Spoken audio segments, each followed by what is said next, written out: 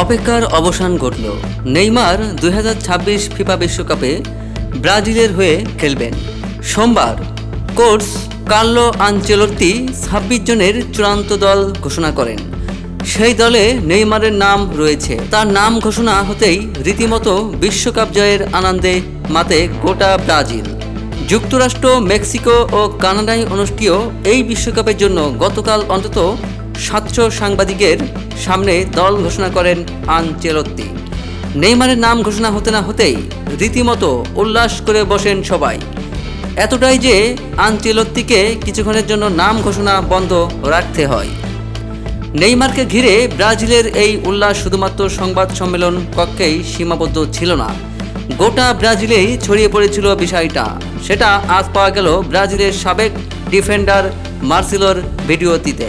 দল ঘোষণার সময় টেলিভিশনে নেইমারের ছবির পাশে লেখা ছিল বাতে নো পেইতো, বাংলায় যার অর্থ বুকে হাত দাও।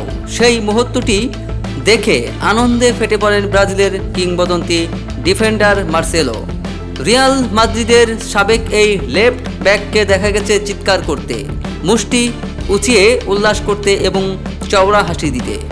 সেই ভিডিও সোশ্যাল মিডিয়ায় ব্যাপকভাবে ছড়িয়ে পড়েছে। ব্রাজিল জাতীয় দলের খেলোয়াড়দের মধ্যে কতটা গভীর বন্ধুত্ব রয়েছে মার্সেলোর এই আবেগময় প্রতিক্রিয়া সেটাই মনে করিয়ে দেয়।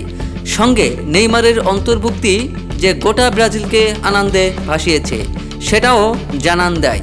34 বছর বয়সী নেইমারের জন্য এই মুহূর্তটি অত্যন্ত গুরুত্বপূর্ণ। সাম্প্রতিক বছরগুলোতে তিনি বারবার চোটের কারণে মাঠের বাইরে ছিলেন, তবু ব্রাজিলের জন্য তিনি এখনও একজন অপরিহার্য তারকা। 5 বারের বিশ্ব চ্যাম্পিয়ন ব্রাজিলকে নিয়ে প্রত্যাশা অনেক বেশি। নেইমারের উপস্থিতি দলের মনোবল বাড়াবে বলে সবাই মনে করছেন, আর সে কারণেই নেইমারকে দলে নেওয়ার ফলে এমন প্রতিক্রিয়ার দেখা মিলল।